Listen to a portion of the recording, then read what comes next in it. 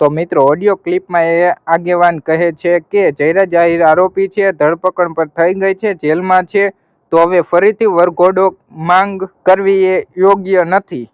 એમનું એવું પણ કહેવું છે કે સમાજે હવે આ મુદ્દે શાંતિ રાખવી જોઈએ, નહીં તો વાત વધુ બગડી જશે અને બગડશે. પરંતુ બીજી તરફ કેટલાક લોકો અને આગેવાનો કહે છે કે જો આરોપી છે તો પછી વરઘોડો પણ નીકળવો જ જોઈએ. કાયદો બધા માટે એક સરખો જ હોવો જોઈએ.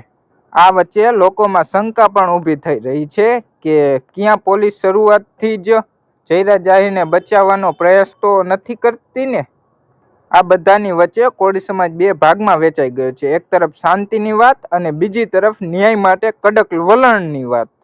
મિત્રો, હવે સવાલ એ છે કે સાચું કોણ? વરઘોડો કાઢવો જોઈએ કે ન જોઈએ?